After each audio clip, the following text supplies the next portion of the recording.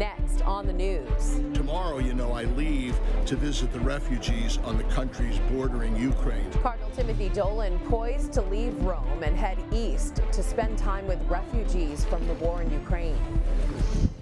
Plus, Israel and the world pausing to remember the 6 million Jews murdered during World War II.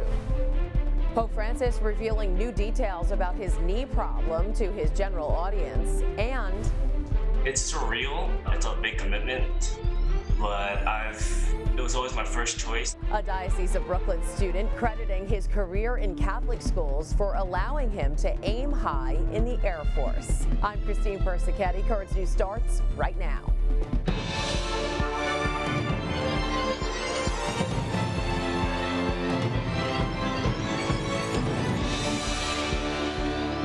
Cardinal Timothy Dolan is on a mission to help the people of Ukraine. The Archbishop of New York is in Italy now, but on Friday, he's heading to the Ukrainian border to meet with refugees, and he may even cross the border into the war-torn country.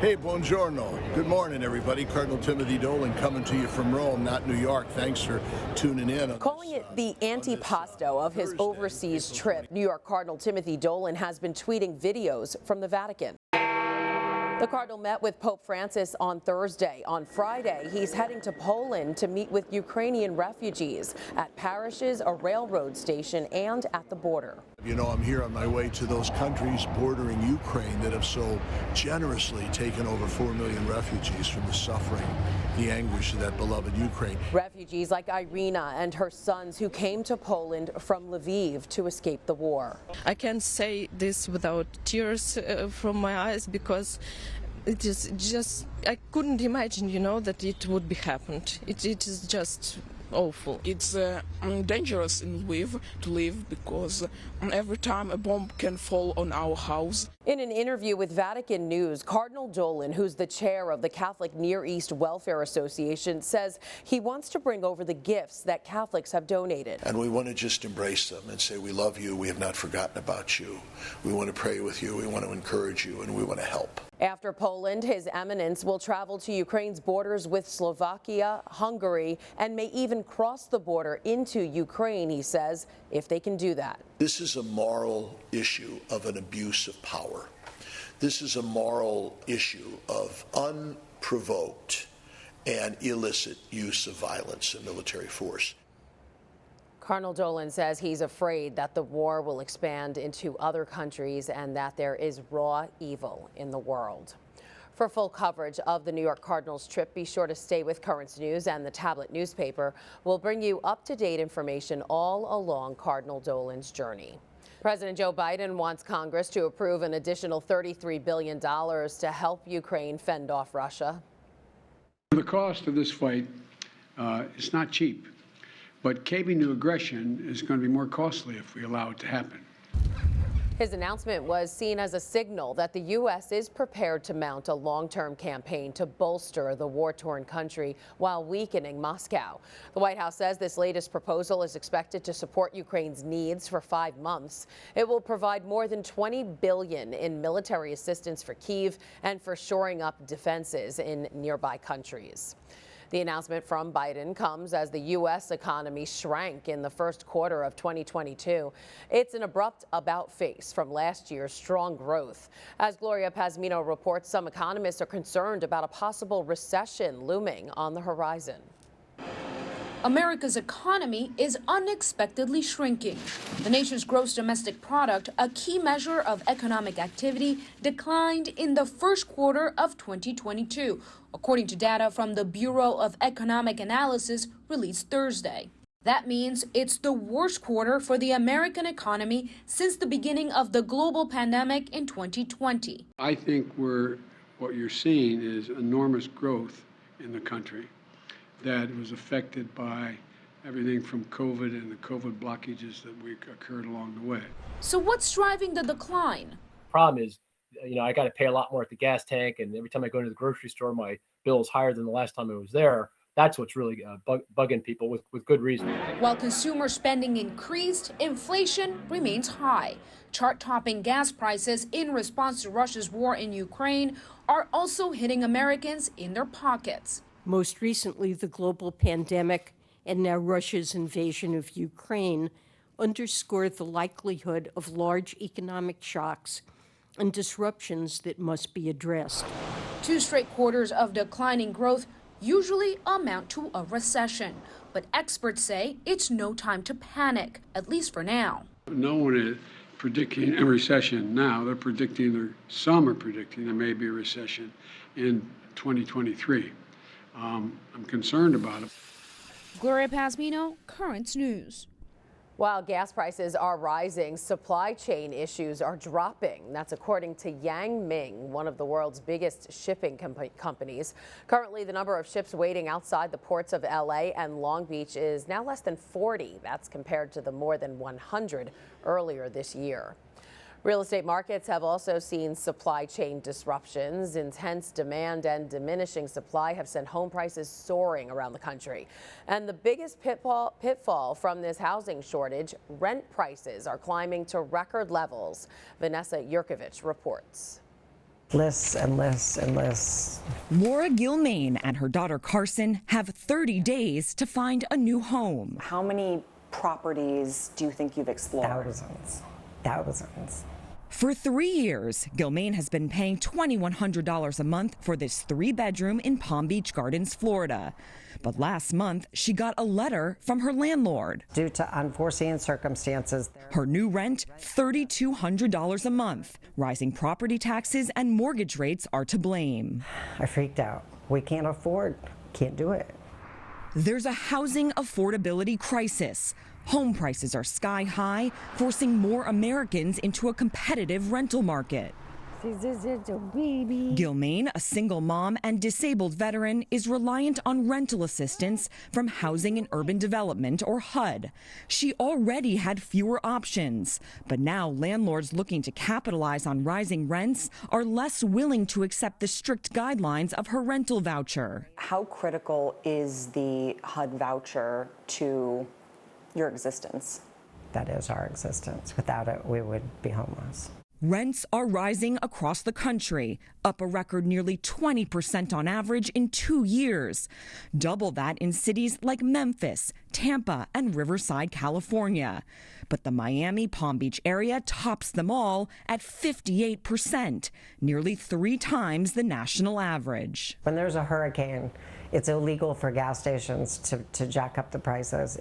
Why is there not a cap in the state of Florida? Why am I looking at a 43% increase? In fact, it's illegal in Florida to impose rent controls. It actually gives me a lot of anxiety. Sarah Espinosa is facing a 106% increase on her rent in Coral Gables, Florida. I'm trying to put it together. For 22 years, she's called this 3-bedroom home. She raised her son here. She says the $1,700 she pays in rent is below market value, but the $3,500 her new landlord is charging is out of her budget. It's not reasonable at all. I guess right now everybody's just price gouging because people need somewhere to live.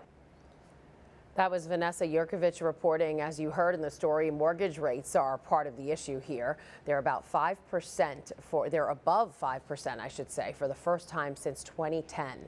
Not only that, a strong labor market is also driving wages and inflation higher. For those in need and struggling to find a place to live, Catholic Charities Brooklyn and Queens just opened a new set of apartments dedicated to the Holy Father. The Pope Francis Apartments at Loretto, also named for the former church that stood there, Our Lady of Loretto, provides green housing for senior citizens. Among the features included in the interfaith effort are sustainable technologies like solar energy panels, Catholic Charities services like on-call nurses and health counseling, and Buddhist and Zen-inspired meditation. One of the more than 60 residents of the building shares how he feels about his new home. I know, I just feel very grateful. I'm just so happy. I want to scream and shout. Pope Francis housing here shows us that you don't have to cut back in order to be faithful to your principles. Here, we're living according to our principles and producing a great work and really enhancing the lives of many people. That's really what the church is called to do. You look at the 25th chapter of St. Matthew's Gospel. Did you welcome me when I was a stranger? The work we do with immigrants? Did you feed me? The work we did at Catholic Charities, and providing a home. Catholic Charities says this building in the Brownsville area of Brooklyn is almost 50% full and filling up fast, but another building in Astoria will be dedicated in June. New York City's Chinatown area is fighting a plan to open 2 new homeless shelters. Residents unsettled by recent anti-Asian attacks say they're worried that the facilities in Lower Manhattan will lead to more violence. One of the sites is located near where a brutal murder took place. The shelters will offer private beds, health care, and drug counseling. A man injured in the subway shooting in Brooklyn is now home from the hospital. 40-year-old Kareem Ally was shot during the attack earlier this month. He underwent surgery for his injuries, but says he still can't walk. The suspect, Frank James, is facing a terrorism charge in connection with the shooting at the 36th Street station. There's a lot more news headed your way. Why this sound made Israelis stop their cars in the middle of a highway and get out. Plus, COVID strikes again, closing schools in another Asian city. We have the details. And Pope Francis gets candid about his knee problem, what doctors are saying about it. There are now some big changes to the Tablet website. You can get personalized access to the Catholic news you value. Sign up for free at thetablet.org.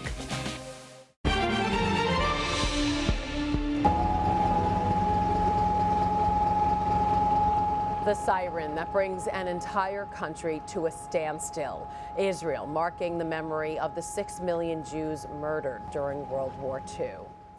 And then at one of the most notorious death camps, the March of the Living, Holocaust survivor Edward Mossberg leading the way, laying a wreath at Auschwitz's death wall. Events like this taking place all over the world today, commemorating Yom HaShoah, Holocaust Remembrance Day. Despite the atrocities of the past and repeated promises of never again, the world has not yet rid itself of hatred, and neither has New York City. Instead, the state is actually leading the nation when it comes to anti-Semitic incidents. 2021 saw nearly a quarter increase of cases over 2020, and the numbers are even uglier up close. 183 incidents of harassment and nearly as many cases of vandalism. A 40% increase on attacks on Jewish institutions like synagogues and schools. 94% of the assaults in New York City target Orthodox and Hasidic Jews. Some of these numbers are the highest ever recorded by the Anti-Defamation League since they started keeping track in 1979. And just days before Yom HaShoah, legislation was derailed that would have examined how well New York's public schools are teaching students about the Holocaust. Records show the bill was originally on the agenda for this week, but then it was removed. State law requires that public schools teach about the subject. This proposal would have given the Department of Education 1 year to report back to Albany about how well students are learning about the atrocities. Previous surveys have shown there is widespread ignorance on the Holocaust, including a disturbing 19% of respondents in New York who said Jews caused the genocide of their own people. And of course, that ignorance isn't limited to just New York. Messages of hate left for everyone to find. Anti-Semitic flyers distributed throughout a suburban Pittsburgh neighborhood. As Liz Kilmer reports, police are investigating where they came from. I was really disappointed, right? Edward Cubitt is among the many we spoke with in Mount Lebanon who can't believe the act of anti-Semitism reported across their close-knit and quiet neighborhood. It's a very vibrant, children walking to school, people walking their dogs, all that type of friendliness. So I really don't, I don't see a place for it. According to police, sometime during the overnight hours, late Monday into Tuesday, someone tossed anti-Semitic flyers across Markham, Altadena, and Inglewood Drives, parallel streets just south of Markham Elementary School. We did obtain one of the flyers that a neighbor still had in a trash can. Several folks we spoke with said they found them in their driveways or on sidewalks, concealed in a bag with rice, presumably to keep them from blowing away. The flyer, which we are choosing not to show in its entirety, is conspiratorial in nature, saying the quote, COVID agenda and the Ukraine-Russia war are Jewish. The flyer contains a website and QR code we are not showing. And at the bottom, a message stating, quote, these flyers were distributed randomly without malicious intent. But to the Jewish community, it certainly feels malicious. And we're still very much reeling from the events 3.5 years ago, the attack on the Tree of Life building. We're looking to grow and rebuild, and when we see propaganda like that, it just brings us back to that trauma. Sean A. Brokos is the Director of Community Security for the Jewish Federation of Greater Pittsburgh and is aware of the Mount Lebanon report. We have had an uptick in anti-Semitic activity over the past several weeks, and it's something that is definitely a concern to us. We're tracking it very closely. We're working very collaboratively with law enforcement on it, but it is something that certainly is a concern to us. That was Liz Kilmer reporting. The Jewish Federation of Greater Pittsburgh says the group behind the flyers is well known to police and the FBI. A spokesperson said they're working closely with law enforcement and doing what they can to keep the community safe. There are now 5 new countries the U.S. is concerned about when it comes to religious freedom. The Commission on International Religious Freedom recommending to the State Department that Afghanistan, India, Nigeria, Syria, and Vietnam be designated countries of particular concern. If accepted, they'll join 10 other countries already on the list and recommended for redesignation. They are Russia, China, Eritrea, Iran, North Korea, Pakistan, Burma, Saudi Arabia, Tajikistan, and Turkmenistan. Experts in Rome can agree that Christians suffering in China deserve more attention. In an anti-persecution conference, experts say harassment under President Xi Jinping has been growing, citing the imprisonment and torture of 2 martyred bishops, a Christian activist who was charged with inciting subversion against the state, and a massive campaign against churches in one province. During that time, some 1,800 crosses were removed and dozens of places of worship were demolished. Other churches who were saved from demolition were under tight government surveillance. China is also cracking down on another wave of coronavirus cases. Health officials in Beijing ordering more than 20 million people to get tested. Authorities reported 46 new cases Wednesday. They isolated a section of the city with no one allowed in or out. The Chinese capital is hoping to avoid the same fate as Shanghai, which has been under a relentless lockdown for more than a month. Stephen Zhang has more from Beijing. Many parents here in Beijing, myself included, woke up Thursday morning to this most dreaded email in the inbox announcing the immediate closure of many schools in the city's most populous districts until further notice. The schools, of course, saying they're switching to online learning, but that was cold comfort for many parents who still have to go to work or parents with very young kids. Also being shut down, a growing number of major hospitals across town. So all those closures really a very ominous sign that the worst is yet to come, despite the official tally of fewer than 200 cases in Beijing in this latest outbreak out of the city's 20+ million residents, many of whom have already gone through 2 rounds of mandatory COVID testing this week with 1 more round to go. Inside the city, we are still mostly able to move about, except for residents who are sealed in inside these so-called high-risk neighborhoods. As of now, shops are still open and supplies seem to be plentiful both in-store and online. But many people have been stocking up on supplies, being reminded by friends and family in Shanghai that things could change at any moment, and officials' promises and reassurances really don't mean much anymore after what happened in Shanghai. But all of this is not happening just in Beijing and Shanghai, but across the country, more than 24 cities affecting 165 million people. Many have been placed under some forms of lockdown for months with little outside attention. Stephen Zhang, Beijing. Pope Francis was up front with the pilgrims in St. Peter's Square Wednesday about his health issues. I want to say that I'll have to greet you while seated because this knee of mine is not healing, and so I can't be on my feet for long periods of time. I'd like to ask your forgiveness for this. Please excuse me. Holy Father seen at his general audience walking slowly and with assistance, a day after the Pope canceled all of his engagements due to his knee problem. The Vatican reports the Pope is suffering from gonalgia, which is a general term for severe knee pain. Dr. Andrea Campi, an Italian orthopedic surgeon, believes the issue could actually be from his hip. In the case of the Holy Father, he can have pain in his knee, which is what all the news is talking about, a pain that could be caused by gonarthrosis. But in theory, it could also be caused from other sources, such as arthritis in his hip. This would be known as coxarthrosis, which can be bothersome at the hip level, but the pain can also extend downward toward the knee. Dr. Campi says that when this type of knee pain lasts only a short while, it can be treated with medication. In the Pope's case, however, he recommends surgery. Still to come on Currents News, a high school senior soaring to new heights, the rare accomplishment this 18-year-old achieved. Plus, the Diocese of Brooklyn student whose higher education is really taking off, and he says it's all thanks to Catholic schools. Getting accepted to one of the 5 U.S. military academies is quite an achievement. But one teen from Nebraska made a stellar achievement by getting into all of them. 18-year-old Noble Rasmussen is about to graduate at the end of next month. His parents say his drive to be the best is something he's always had. His push to aim high is now sending him to the Air Force.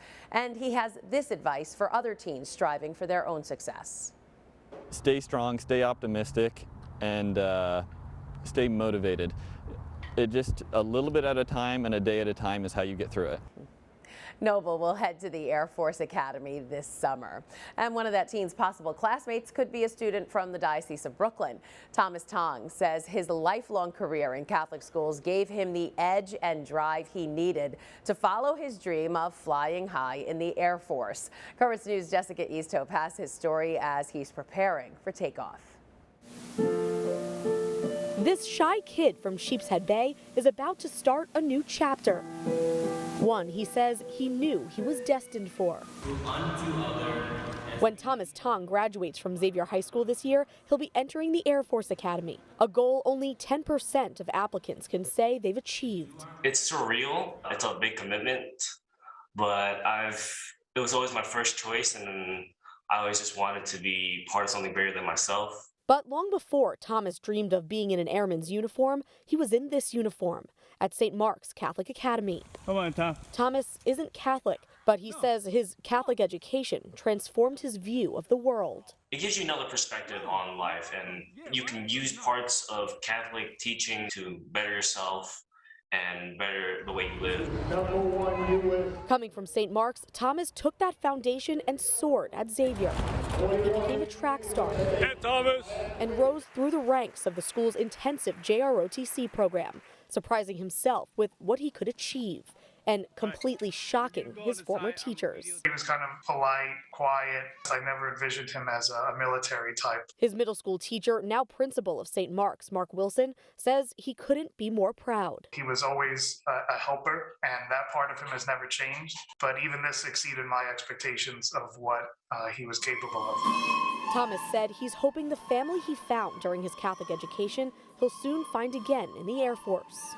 Having that family environment just makes it really easy to learn and do your best. And his teachers say his story can serve as an example for all students. Anyone who wants to enter the service to their country has to have a background of helping others. So to have a student like Thomas to turn that into possibly a career is really the ultimate goal for Catholic education. Thomas starts 6 weeks of boot camp at the Air Force Academy on June 23rd. In Sheepshead Bay, Jessica Easthope, Currents News. Amazing. Congrats to him. And that is Currents News. I'm Christine Persichetti. Thank you for joining us because we are putting your faith in the news. Hope to see you again next time.